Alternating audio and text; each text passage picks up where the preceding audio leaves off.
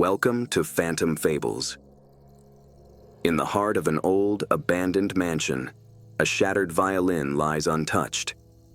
As night falls, eerie, haunting melodies begin to play, echoing through the empty halls. Locals whisper that it's the spirit of a lost musician, seeking revenge. This is the Broken Violin.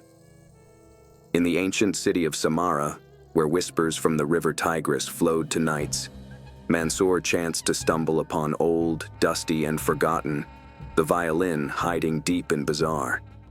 Sounds it was saying something, almost whispering this string, the sweetly humming haunt. It wandered into the dark, deserted alleys of the forgotten places of the market. As he raised the violin, a chill ran down his spine. This was as though the instrument, the wood breathing an otherworldly energy in its very life, was not of this earth. Where did this come from? Mansoor asked the seller, a man named Marwan, whose eyes seemed to have 1,000 stories locked within their depths. It has been here for years, Marwan replied, his voice barely above a whisper. Some say it was crafted by the hands of a madman, a musician who made a pact with the darkness to create the most haunting melodies the world has ever known. Mansoor became curious. He took the violin home, unaware of all the horrors it would unleash, then went about his day away from the vendor. The words of the vendor kept echoing in his mind. Beware, Mansoor. Some melodies are better left unplayed. As Mansoor walked home with the violin, the streets appeared to darken more, as if the shadows were moving to catch up with him. He couldn't help but feel that someone was watching him, and the violin's tune echoed in his mind like a haunting whisper. Mansoor finally reached his small apartment and decided to research the history of the violin, hoping that he would somehow find its secrets. Nizar was the first person Mansoor thought of, a local historian and friend. Mansoor visited Nizar's office, which is a mess of ancient texts and dusty scrolls. Nizar listened intently to Mansoor recount his encounter with the violin. This sounds like the work of Al-Khaizuran, Nizar said, his eyes gleaming with intrigue. A musician from the Abbasid era, known for his mastery of the violin and his dealings with dark forces. Mansoor's curiosity was piqued. What happened to him? Nizar leaned forward, his voice dropping to a whisper. They say he was consumed by his own darkness, and his music became a curse that haunted the city for generations. Omar, a skilled musician and friend of Mansoor's, was invited to play the violin.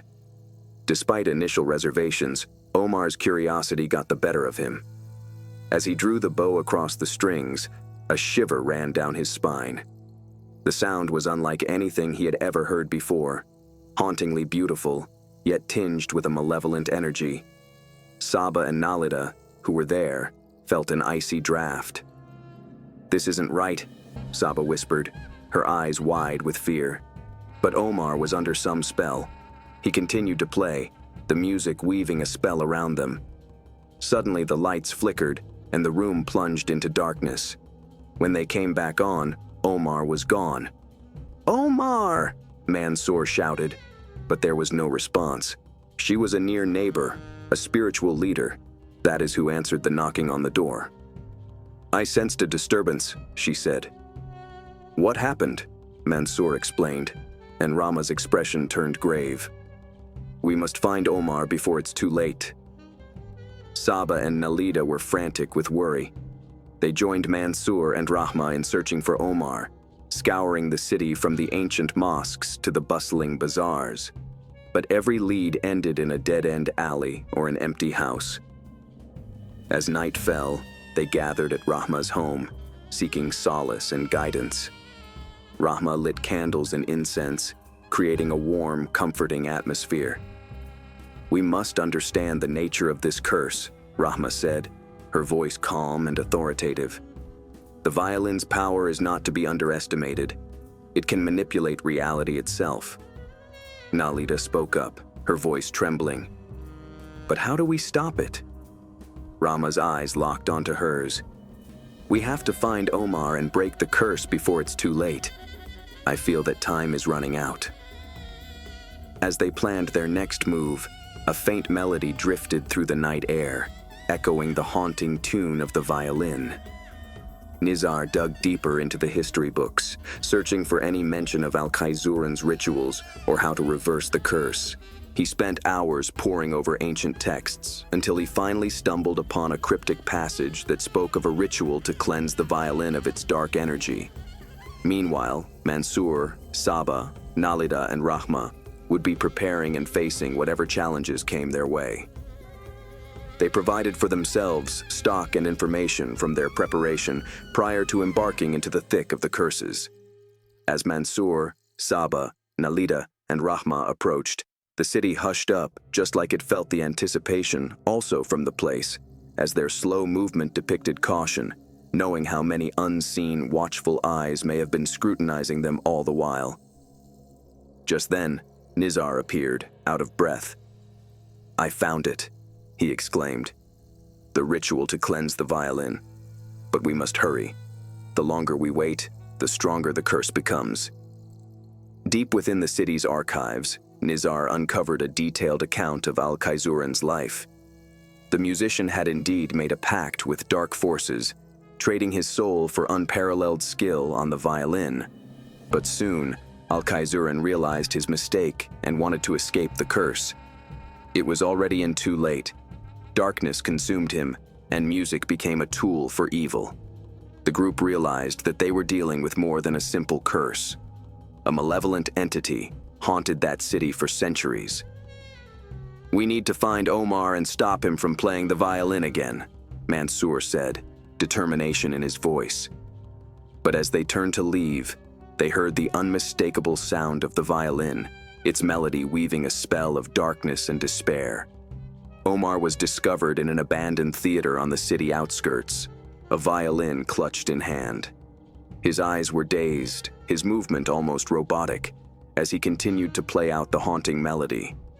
The team approached warily, aware of the trap that was being sprung.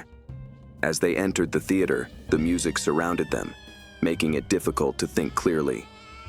Rahma started chanting, her voice a counterpoint to the violin's dark melody. Slowly, Omar's trance began to break, and he looked around, confused.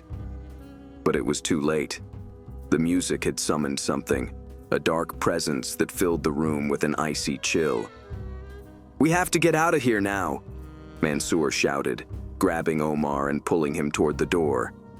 But as they turned to flee, they found their path blocked by shadows that seemed to have taken on a life of their own.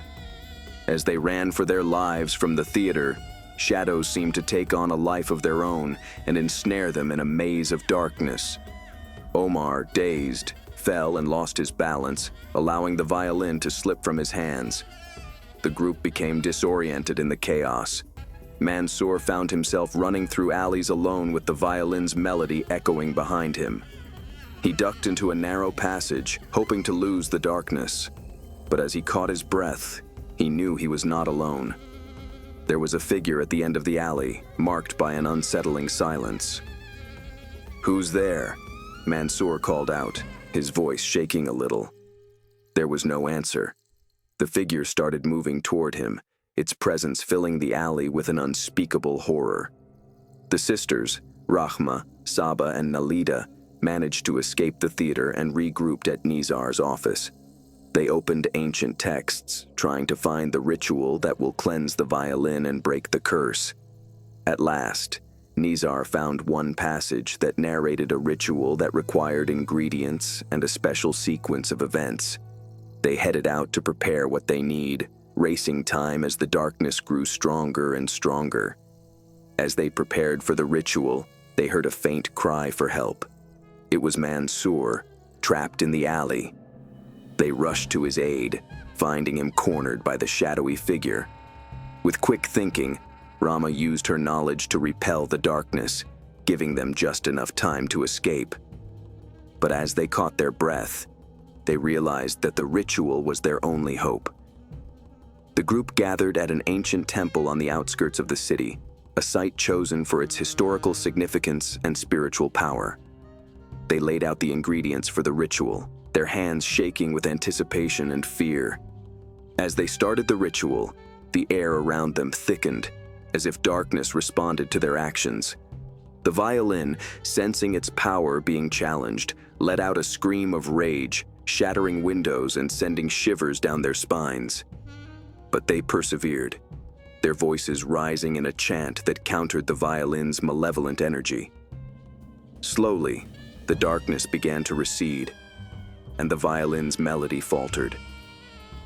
Just as they thought that they had achieved their goal, a figure appears from the dark. It is Omar, whose eyes are like coal, the violin in his hand. "You'll never silence the music," he hissed while raising the bow. As he raised the bow, the team froze in horror, wondering how Omar could turn on them. "Omar, it's us. We are trying to help you," said Nizar with a calm and persuasive voice. But Omar's reply was chill and indifferent. "You do not know. It is the music now. The rest is of no importance." Rahma attempted to penetrate the distance, to use her powers of spirit in order to try to get to Omar. It was too late. He had gone to darkness completely. A dramatic family secret had Nizar revealing himself to be a direct descendant of Al-Khaizuran, and the curse having been passed on down his bloodline. The group was shocked at the revelation of Nizar. They had never suspected that their friend was somehow connected to the accursed musician. But now that they had this new information, they could realize that the ancestry of Nizar might help them break the curse. Rahma suggested using Nizar's connection to their advantage.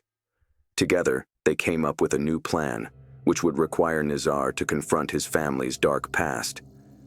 But for those who were destined to face him, the quiet of the city seemed to gather around them too, as though it waited too for the finale.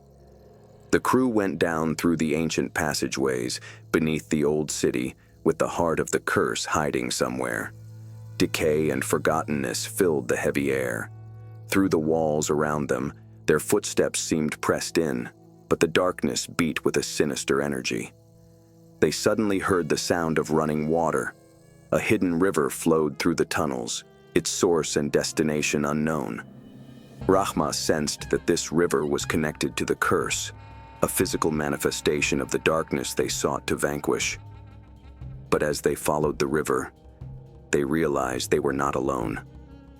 Shadows moved around them, and the sound of whispers grew louder. As they moved through the perilous tunnels, the group members started to grow on edge. Saba began to feel that a member was not on their side. She just could not feel that others were controlling things from within. "Nizar, may I have a quick word with you?" Saba whispered, her voice low and urgent. He followed her to an isolated nook of the tunnel, his eyes scanning the passageway behind them. "What is it, Saba?" "I think one of us is a traitor," she whispered. "I've seen things that don't add up, small inconsistencies in what people say and do." Nizar's expression turned serious. "I've noticed something too, but who could it be?" Before they could discuss further, a loud scream echoed through the tunnels. It was Nalida, her voice filled with terror. "Run!" she shouted. "It's coming for us!" As they ran back to the others, they were face to face with Omar, holding the violin in his hand. This time, though, he was not alone. There was another figure standing beside him, a figure they had trusted up to now. The figure standing next to Omar was none other than Rahma, whose eyes had turned black as coal. She had been manipulating them all along, using her spiritual powers to guide them deeper into the curse. "You fools!" she spat. "You thought you could break the curse? It's too late for that. The music will consume us all." Mansoor, Saba, Nizar, and Nalida were shocked. They had trusted Rahma with their lives. But looking at each other, they knew they could not give up. With newfound vigor and strength, they made a final assault against Rahma and Omar. The battle was fierce, with spells clashing and incantations in the dark tunnels.